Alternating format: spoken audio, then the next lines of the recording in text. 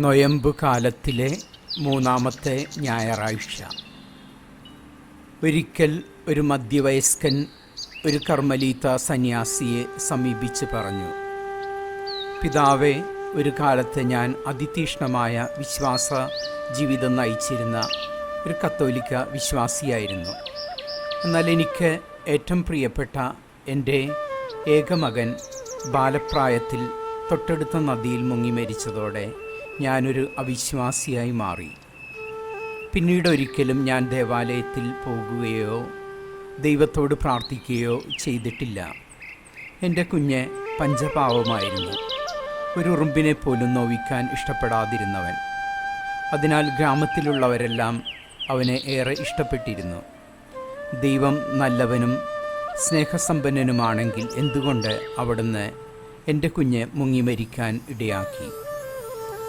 സന്യാസി പറഞ്ഞു, സഹോദര, അങ്ങയുടെ ഏകമകൻ കേവലം ഒരു ബാലനായിരിക്കെ മുങ്ങി മരിച്ചു എന്നറിയുന്നതിൽ ഏറെ സങ്കടമുണ്ട്.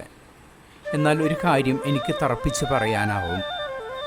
അവൻ നിഷ്കളങ്കനായ ഒരു കുഞ്ഞായിരുന്നതിനാൽ തീർച്ചയായും അവനിന്ന് സ്നേഹനിധിയായ ദൈവത്തോടൊപ്പം സ്വർഗത്തിലായിരിക്കും. ഒപ്പം ഞാനൊരു കാര്യം ചോദിക്കട്ടെ? മകൻ്റെ മരണത്തോടെ താങ്കൾക്ക് വിശ്വാസം നഷ്ടപ്പെട്ടെന്നും പിന്നീട് പ്രാർത്ഥിച്ചിട്ടില്ലെന്നും താങ്കൾ പറയുകയുണ്ടായി. അത്തരം ഒരു സാഹചര്യത്തിലും ദൈവം താങ്കളുടെ കുഞ്ഞിൻ്റെ അപമൃത്യുവിനെ വഴിയൊരുക്കിയെന്ന് താങ്കൾ വിശ്വസിക്കുന്നില്ല എന്ന് ഞാൻ കരുതുന്നു. ദൈവം ഈ പ്രപഞ്ചത്തിലേക്കും വച്ച് ഏറ്റവും സ്നേഹം നിറഞ്ഞ പിതാവാണ്. അതിനാലാണ് അവിടുന്ന് തൻ്റെ സ്വന്തം പുത്രനെ തന്നെ മനുഷ്യരക്ഷയ്ക്കായി ഭൂമിയിലേക്ക് അയച്ചത്. നമ്മുടെ നാഥനും രക്ഷകനുമായ യേശുവിനെക്കുറിച്ച് ചിന്തിക്കുമ്പോൾ ഭൂമിയിൽ പിറന്നു വീണ മനുഷ്യരിൽ ഏറ്റവും നിഷ്കളങ്കനായിരുന്നു അവിടുന്ന്. ജീവിതത്തിൽ ഒരിക്കലും അവിടുന്ന് ആരെയും വാക്കുകൊണ്ടോ നോക്കുകൊണ്ടോ വിചാരം കൊണ്ടുപോലുമോ വേദനിപ്പിച്ചില്ല. അതിനുമപ്പുറം അവിടുന്ന് ഏവരെയും ശത്രുവെന്നോ മിത്രമെന്നോ നോക്കാതെ മനസ്സ് തുറന്ന് സ്നേഹിക്കുകയും ഏവരും രക്ഷ പ്രാപിക്കണമെന്ന് ആത്മാർത്ഥമായി കൊതിക്കുകയും ചെയ്തു. എന്നിട്ടും തീർത്തും നിഷ്കളങ്കനായ അവിടുത്തെ നാം പാപിയെന്ന് മുദ്ര കുത്തുകയും അതിക്രൂരമായി ക്രൂശിൽ തറച്ചു കൊല്ലുകയും ചെയ്തു. അവിടുന്ന് ഇപ്രകാരം അതിക്രൂരമായ ശിക്ഷാവിധിക്ക് വിധേയനായി മരണം വരിച്ച വേളയിലും അവിടുത്തെ പ്രിയ മാതാവിന് വിശ്വാസം തെല്ലും നഷ്ടപ്പെട്ടില്ല. എന്തെന്നാൽ സ്നേഹനിധിയായ അമ്മയ്ക്കറിയാമായിരുന്നു, ഒരു കൊടും കുറ്റവാളി എന്നോണം കുരിശിൽ തറച്ചു കൊല്ലപ്പെട്ട തൻ്റെ പ്രിയപുത്രൻ കേവലം ഒരു മനുഷ്യനായിരുന്നില്ല എന്നും ദൈവം തന്നെ ആയിരുന്നെന്നും. താങ്കളുടെ മകൻ്റെ മരണം കേവലം ഒരു അപകട മരണമായിരുന്നു. എന്നാൽ നമ്മുടെ രക്ഷകനും നാഥനുമായ യേശുവിൻ്റെ മരണം അതിക്രൂരമായി മുൻകൂട്ടി നിശ്ചയിക്കപ്പെട്ട ഒരു കൊലപാതകമായിരുന്നു. എന്നിട്ടും ദൈവം എല്ലാം പുറത്ത് ഇന്നും നമ്മെ സ്നേഹിക്കുന്നു.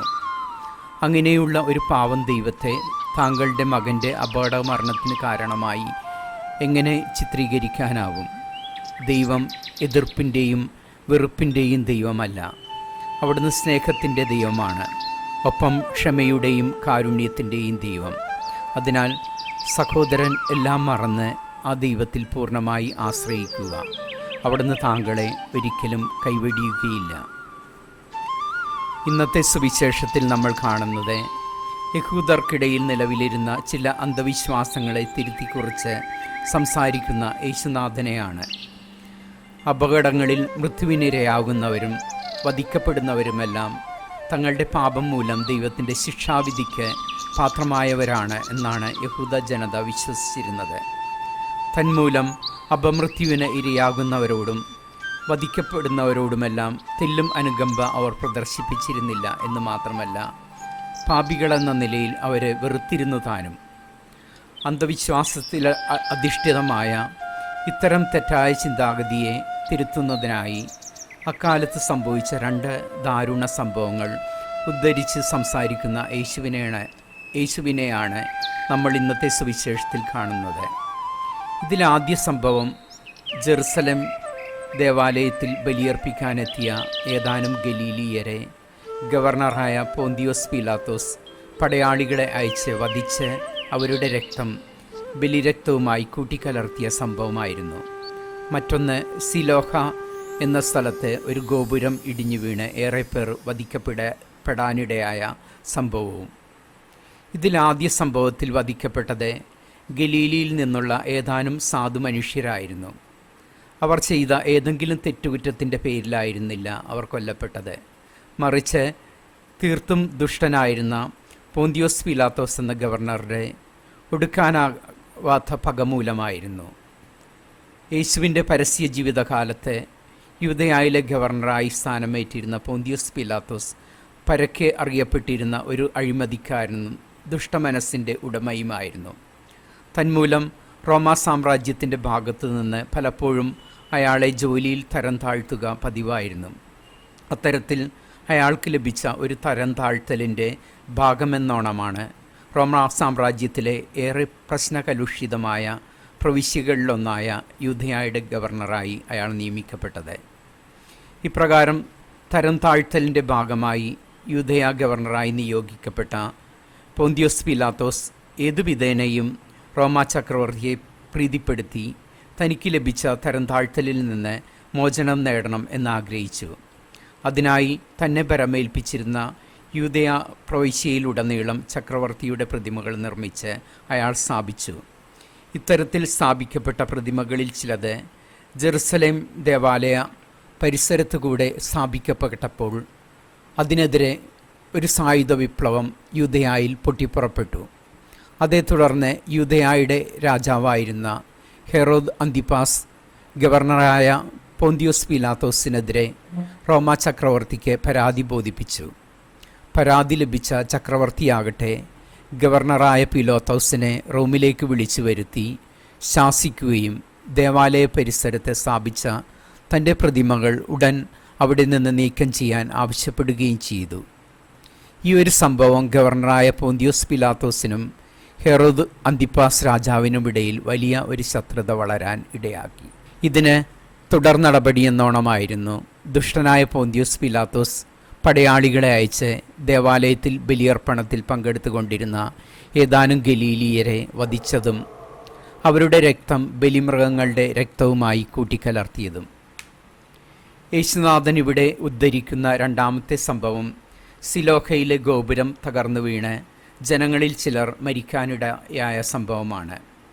ഇവിടെ പ്രതിപാദിക്കപ്പെടുന്ന ഗോപുരം ഒരു കാലത്ത് റോമാ സൈന്യത്തിൻ്റെ ശത്രു നിരീക്ഷണത്തിനുള്ള ഒരു വാച്ച് ടവർ ആയിരുന്നു. കാലപ്പഴക്കം നേരിട്ടപ്പോൾ സൈന്യം അത് ഉപേക്ഷിച്ചു. പ്രസ്തുത ഗോപുരം സ്ഥിതി ചെയ്തിരുന്നത് ഒരു കുന്നിനു മുകളിലായിരുന്നു. അതിനാൽ ഗോപുരത്തിൽ നിന്ന് നോക്കിയാൽ ചുറ്റുപാടുമുള്ള കാഴ്ചകൾ കാണാമായിരുന്നു.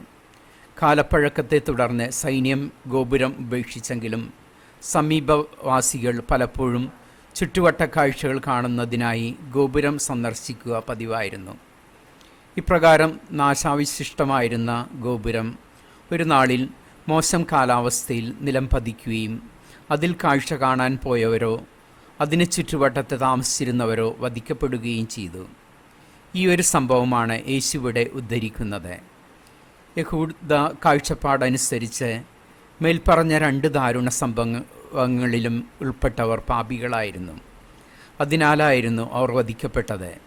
എന്നാൽ യേശു ഈ സംഭവങ്ങൾ എടുത്തു പറഞ്ഞുകൊണ്ട് വ്യക്തമായി പറയുന്നു, ഹതഭാഗ്യരായ ആ മനുഷ്യരുടെ പാപങ്ങൾ മൂലമല്ല അവർ വധിക്കപ്പെട്ടത്. എന്തെന്നാൽ ഹതഭാഗ്യരായ അവരെക്കാൾ ഏറെ പാപം ചെയ്യുന്ന മനുഷ്യർ അന്നും ജീവിച്ചിരുന്നു.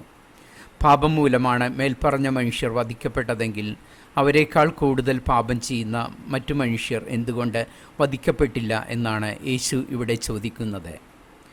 ഞാൻ പൂർണ്ണനാണ്, എന്നാൽ മറ്റുള്ളവർ അങ്ങനെയല്ല എന്ന വിധത്തിൽ സ്വയം നീതീകരിച്ച് മറ്റുള്ളവരിൽ പഴി കണ്ടെത്താൻ ശ്രമിക്കുന്ന ഫരിസേയ ഭാവത്തിനെതിരെയാണ് ഇവിടെ യേശു ശക്തമായി പ്രതികരിക്കുന്നത്. യേശു ആവശ്യപ്പെടുന്നത് മറ്റുള്ളവരെ പാപികളെന്ന് വിധിക്കാതെ സ്വന്തം പാപങ്ങളെക്കുറിച്ച് ഉത്തമ ബോധ്യത്തിലെത്തി വിശുദ്ധമായ ജീവിതം നയിച്ച് ദൈവരാജ്യത്തിന് അവകാശികളായി തീരാനാണ്. അതിന് നമുക്ക് കഴിയുന്നില്ല എങ്കിൽ വലിയ നാശമാണ് നമ്മെ കാത്തിരിക്കുന്നതെന്നും അവിടുന്ന് നമ്മെ ഓർമ്മിപ്പിക്കുന്നു. യേശു നമ്മെ പഠിപ്പിക്കുന്നത് പോലെ അന്യരിൽ കുറ്റം കണ്ടെത്താൻ ശ്രമിക്കാതെ സ്വന്തം കുറവുകൾ മനസ്സിലാക്കി സ്വയം തിരുത്തി വിശുദ്ധിയിൽ മുന്നേറാൻ വേണ്ടുന്ന അനുഗ്രഹത്തിനായി നമുക്ക് പ്രാർത്ഥിക്കാം. ദൈവം നമ്മെ അനുഗ്രഹിക്കട്ടെ.